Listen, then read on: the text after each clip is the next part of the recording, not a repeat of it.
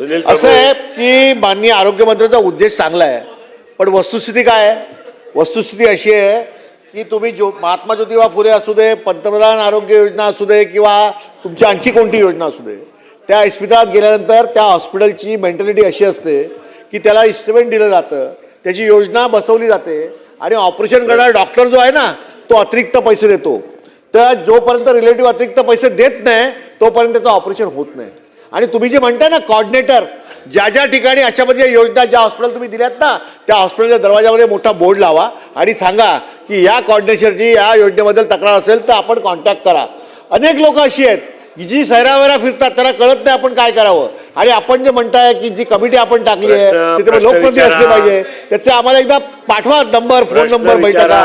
मुंबई शहरामध्ये रोज पेशंटचे नातेवाईक अशा योजनांमध्ये ऑपरेशन करताना काही हॉस्पिटल अशी आहेत की त्याला लुटतात आणि या लुटणाऱ्या हॉस्पिटलवरती कारवाई होईल, दंड होईल, पण त्या माणसाच्या नातेवाईकाला जो त्रास होतो, ऑपरेशन ज्या पद्धतीने लेट होतं आणि त्याची जी गैरसोय होते आणि पैसे अशा पद्धतीने घेतले जातात, लाख, 1.5 लाख, 2.5 लाख. सत्य साहेब, सामान्य माणसाचं मी प्रश्न विचारतो, सामान्य माणसाचं दुःख बोलतो मी प्रश्नातून. आणि मग अशावरती आपण टाइम बॉन्ड कार्यक्रम काय आहे आणि नेमकं काय करणार आहात आणि तुमची कमिटी कोणती आहे, त्याचे नंबर कोणते आहेत, कोऑर्डिनेटर कोण आहे, हे एकदा त्या हॉस्पिटलमध्ये लिहा आणि विरोधी पक्षाच्या आमदारांना पण त्या कमिटीवरती घ्या.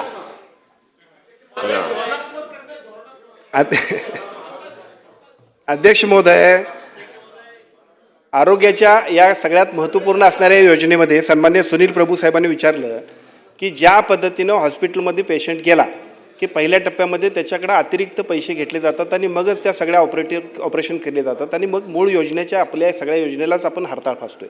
माझी विनंती आहे की या योजनेमध्ये एक पैसा कुणी घेतला तर त्याच्यावरती तात्काळ कारवाई करण्यासाठी आम्ही काम करतोय. मी तुम्हाला सांगतो, साधारणतः आता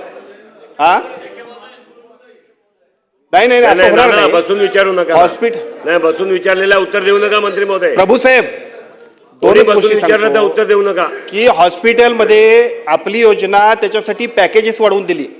बरेचसे हॉस्पिटल बरोबर आम्ही डायलॉग केले, त्यांना आम्ही मीटिंगला बोलवलं, त्यांच्या सगळ्या कंप्लेंट केल्यानंतर आम्ही त्यांना सांगितलंय योजनेमध्ये पॅकेजेस वाढवून दिलेत, एक चूक झाली तर त्याच्यावरती आम्ही कारवाई करणार.